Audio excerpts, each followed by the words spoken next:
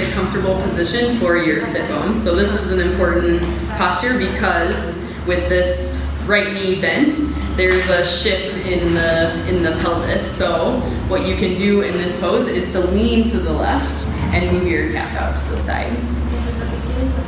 And then come back into center. And then you can do a little bit of inner rotation for both legs. And you feel like you're sitting on both sit bones? Nice. Yeah. And flex your left toe, left foot. And from here you can fold forward. So, yeah. So as you saw for her, because the foot is back, the pelvis is kind of moving back too. So when she folded forward, she immediately started to lower her chest. So just all of those alignment principles still apply. Side body long and starting to hinge from the waist. And when you feel the back start to curve, you can bring your hands down. And then inhale, straighten your spine. So lift up for like a Paschimottanasana, nice. And then fold forward again. So in this pose, you feel okay on your knee? This one hurts a little bit, but it's Yeah. okay. And the foot, right? You feel okay here? Yeah, he's fine. Okay. On here. Yeah. So you can support this pose with blankets or clothing in this case. So for me, the deep knee bends are what actually hurt the most. So you can take this pose. So when we create space here, it opens up so that you can actually deep knee bend. So maybe you don't need a lot of support, but you can take a blanket under the bent knee so that when you bend back, it's still creating space. And if you feel it on the top of the foot, that can also be supported here as well. You can place a blanket, a little bit of support under the top of the foot. But also what helps the foot when you feel pain is to engage your toes. Because when you press your toes into the mat, not tucking them under, but pushing them down, creates a little bit of lift under the bottom of the foot. So this pose can be adjusted. Here, you can come, you want to try the other side to release. So things to look at in your student in this pose are the distance between the knees, because it's easy to let the bent knee kind of move out to the side.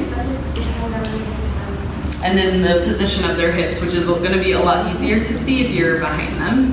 What is the distance between the knees? One fist? Yeah, maybe one fist. And so in the picture, she has her foot.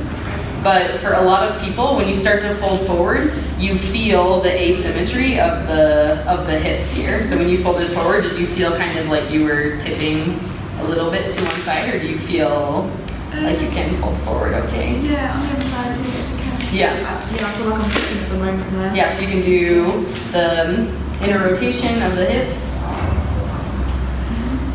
and side body long. And you can reach up and then fold forward.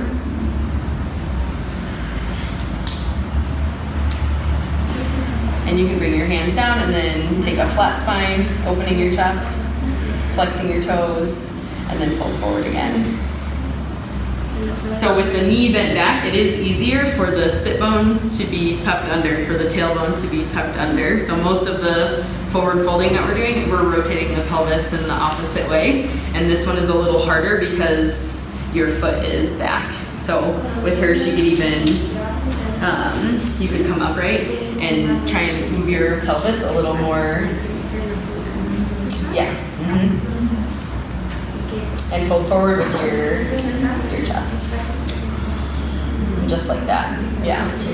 So that looks better. This left hip is coming up a little bit so I can help her.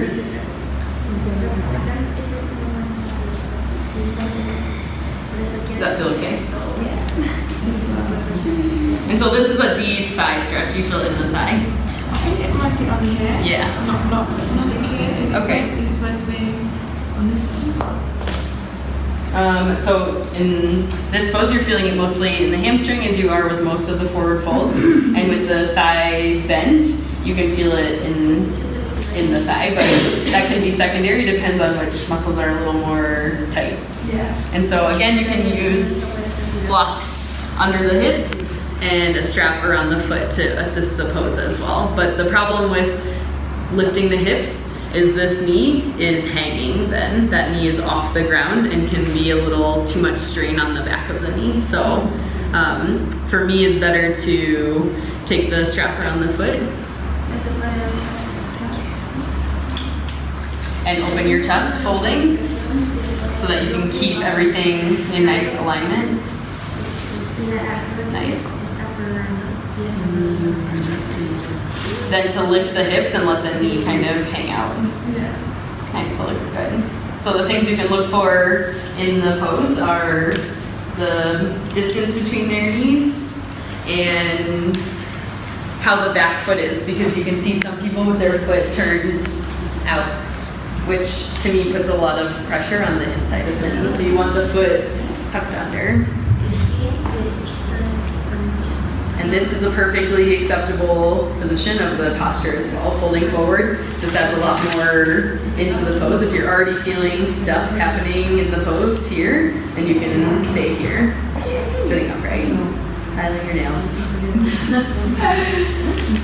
Okay, so we can go into it a little later with partners because Sam is coming in to teach. So when we do more postures later, we'll do